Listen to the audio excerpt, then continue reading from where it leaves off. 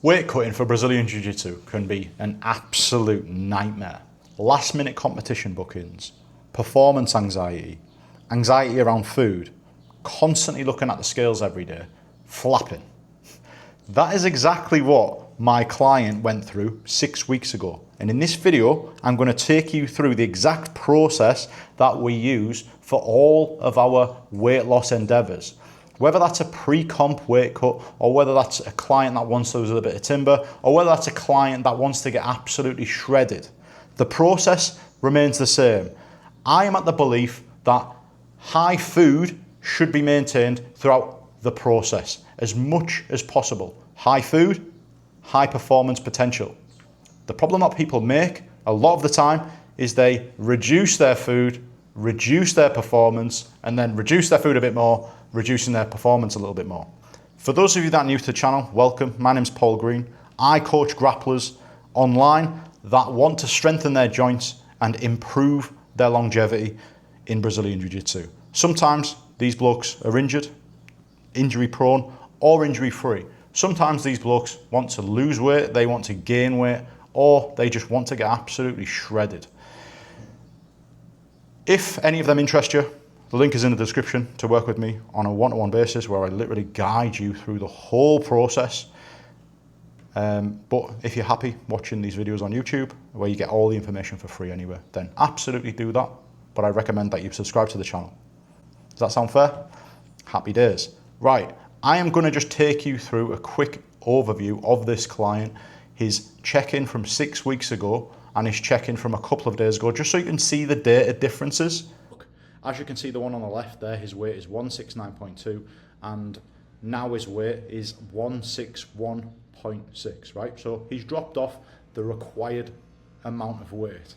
However, 6 weeks ago, he was absolutely flapping at his weight because he wanted to compete at around this weight. And then when he puts the gi on, it would have been proper borderline. That mixed with the fact that he's traveling out to London this week, the week before he actually competes, accelerated his stress levels, right? So what I did to get him from here to here, you may want to pay attention to, because this is very commonly gotten wrong within the Brazilian Jiu-Jitsu space. And I can completely empathize with the last minute competitions. But it's so important that you do things properly, because if you don't maintain performance. And I'm going to take you through what I did with Keith, but I'm just going to rattle off a little bit of his check-in because I think you'll find this very interesting. This bloke came to me with 5 injuries happening at the same time. Now he's only got 1 of those injuries, right? So the fact that he was competing, and we kind of tightened the screw on the weight cutting ever so slightly. But as you can see the differences. 5 BJJ sessions, no pain. Anyway, I'm going to just rattle through. You can feel free to stop and pause these and have a good look. As you can see, we're really prioritising the strengthening of his joints. And now the only one he's got to worry about now is a shoulder issue, ACJ, if you know. But let's pay close attention to just the pictures, because obviously the pictures create 1,000 words. So as you can see, there's not much visual difference. You know, he's lost like 8 pounds, right?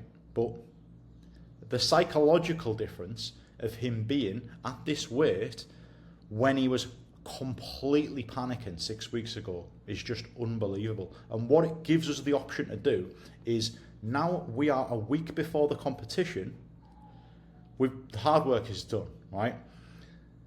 I would rather have known a little bit earlier, but the hard work is done. He's put the work in, and now he's got his weight to right where it needs to be. We can actually up the carbohydrates this week. So now he can be on the competition day fully fueled up. Like, it's going to be unbelievable. He's going to have so much energy. So he's not only stronger than he ever has been, he's fitter than he ever has been. His body is healed more than it ever has been. His weight is in a good place regarding this competition. All is good, right? Okay, so you've seen it, you're probably thinking, right, absolutely awesome. We got the result in which we needed. We've reduced his anxiety, which is the main thing. I'm telling you now, he was absolutely crapping himself. I couldn't get him off the phone for about 3 days straight. So what I'm going to talk about now is the process that we used, because again, think about the actual goal here. The goal here is to get better at jiu-jitsu and give a great account of yourself on the competition mats, right? That is the goal. The goal is to reduce all of the shit that happens before a competition. As much of the shit as, because the ultimate goal is to just get better at jiu-jitsu. That's the biggest goal, do you know what I mean? So let's get cracking into what we did, right? Step number one, you're gonna laugh. Don't panic. Step number two, repeat step number one. Right, jokes aside. Step number three, right, you're gonna have to start using data. Having data at the foundation takes emotions out of the equation. You cannot expect results if you're guessing, right? So what specifically you need to do, and what specifically we did, and we always do anyway, is weigh yourself daily on a morning, go to the toilet, then weigh yourself. Have your scales outside of your bathroom. Weigh your food. Track your cardio daily and track your steps. After that, I need you to fully appreciate cardio and steps, right?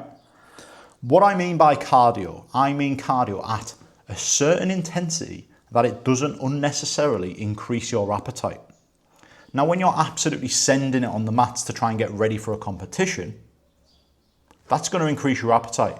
Probably going to be a bit of a double-edged sword. So I need you to fully understand that cardio should be done at a pace that doesn't unnecessarily increase your appetite. My preferred recommendation is on a no-impact piece of CV equipment, whether that's a bike, a cross trainer, just getting the minutes up on that, and your heart rate needs to sit in between 120 and 130 beats per minute. If you're on the mat and you're putting a lot of mat time in, fantastic, right? Just calm it down. Or when you do up the pace, then just acknowledge that your appetite is going to be elevated for the next, like, maybe, half a day, maybe 24 hours. Doesn't necessarily mean you need to gorge on bad foods. Just acknowledge when you push the pace, your appetite increases. So what you can strategically do is keep the cardio in between 120 and 130 beats a minute. How do you manage that on the mat? Just chill out. Just chill out, problem solve. Thinking sport. Steps is another simple way of getting calories burned without unnecessarily increasing your appetite. The problem is people will go out and do sprints and all this crazy stuff, and the appetite is so high. It's just a recipe for disaster, right? So hopefully you appreciate that. Cardio and steps are, when done strategically for weight loss, especially mat time as well, can be insane for fat loss. Us grapplers are blessed to have the best form of cardio within our reach. There is no excuses for grapplers to be, overweight, because it's literally fat burning. It's one of the best forms of fat burning when done right. And like I said, intensity management is a really important part of that. Okay, step number 4. You need to fully believe that reducing your food last, not first, is absolutely crucial. Most people in their weight loss endeavors, whether it's pre-comp, whether that is, January 2026, the first thing they do is reduce their food. By reducing your food, you're reducing performance. We all know how we've drove our car with high performance diesel or high performance petrol, full tank. Your engine runs better. Why would we want to go back to a poor quality fuel? The engine runs worse. So the goal is to make sure that you keep food as high as possible. But then you're obviously wondering, how the hell do you do that, right? So let's get cracking with the exact process that we did with Keith. Okay, so at the start of this, when you've seen his weight on the left, when it was at 169, I think it was, he was on 20 minutes of daily cardio. He was on the mats, right? So his cardio was ticked off on the mats, which is great.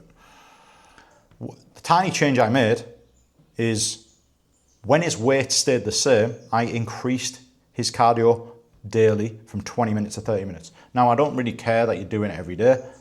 Just weekly total is absolutely fine, right? The next thing, then his weight went down. His weight went from like 169 to 168, 167. Then it flatlined again. And it was like, okay, cool. What do we do next? Then we increase his steps. His steps went from 8,000 to 10,000. Notice how we haven't reduced the food once in this situation. He's messaged me, I'm competing at the start of November. And I've been like, okay, cool. First thing I did was increase his cardio. His weight dropped down. Second thing I did, when it flatlined, increase the steps. His weight continued to drop down. Next thing, his weight didn't change again. What did I do? You're probably thinking, surely he reduced the food at this point. No, I increased the cardio again. I went from 30 minutes to 40 minutes a day, which brings his weekly total up. Us jiu-jitsu addicts, right? We don't have to do that cardio every single day. We can stack it. So if he's got a 6 a.m. Monday session, then he could double it up. So do you know what I mean? You can fill the cardio requirement with mat time. But my only recommendation to the blokes is make sure that you're calming the intensity down, or you are very aware that a high-paced session is going to make you absolutely ravenous. So what do we do next? After I've increased his cardio from 20 minutes to 30 minutes, I've increased his steps from 8,000 to 10,000, then increased his cardio again from 30 minutes to 40 minutes. Then we reduce the food. How much food do we reduce it by? 20% of the overall calories. But we do not reduce the food, especially the carbohydrates, around the training sessions. By doing that, we are able to maintain high performance training and pluck calories from the morning or the evening that don't really matter that much, that are just keeping us sane. So that is the process. Hopefully you appreciate that we increase output before we reduce food. Doing so maintains performance at a really high level, and it's able to get our weight down to where it needs to be. So, step number 5, I want you to understand the contrary. I want you to understand the opposite of doing what I just said, and this is probably how you've done it in the past. Your weight is maintained where it's currently at for quite some time, and you've decided that you want to go on a bit of a weight loss mission, whether that's for a weight cut for a comp, just to get yourself in a nice place, or to the lower weight class, or for whatever reason, beach holiday, wedding, whatever it is. What do you do? What's the first thing that you do? You're going to reduce the food. You're going to maybe make some changes, eat more salad, do all this stuff. You're going to just reduce the food in general. Then for a couple of weeks, that's going to work. You're going to lose a little bit of weight. Great, happy days. Then you don't lose any weight that week. What do you do next? You reduce the food again. So then your weight goes down, it goes down, it goes down. Then it flatlines again. What do you do again? By reducing the food, you reduce performance, and also you make it close to unbearable for yourself to actually go through that process. Hence, 3, 4, 5, 6 weeks of that, you're going to have an absolute meltdown because you're putting yourself into starvation mode. You don't need to use starvation mode. Your body has an aerobic system where we can actually use oxygen as part of our main energy source. The key to that is managing your intensity strategically, increasing your output within them means, so we're doing more aerobic activity, walking, low intensity cardio, and then we reduce the calories only when we need to. Make sure, anyway, I'm getting excited. I need to summarize. Summary. Emotions will be high before a competition. The more we can do to take emotions out of it, i.e. tracking data and using that data to make key changes when necessary, is one of the most important things you can do to make sure that you are focused on the most important thing, which is getting better at jiu-jitsu. Before a competition, you want to be with your jiu-jitsu coach working on your A game and getting sharp at your A game. You don't want to be worrying about this shit. So if you do it right, with data, it is an absolute doddle. I can guarantee you of that. So increase your increase your output before you reduce food. It makes it 10 times easier. We are men. We like to eat as much food as possible. By doing it that way, we are able to maintain high performance, we're able to develop performance, and we're also able to develop cardiovascular performance because we're doing more cardio. All without starving ourselves. High food, high performance. There's no way you can do low food, high performance. It just doesn't work like that. Gentlemen, that's it from me. Thank you very much for watching.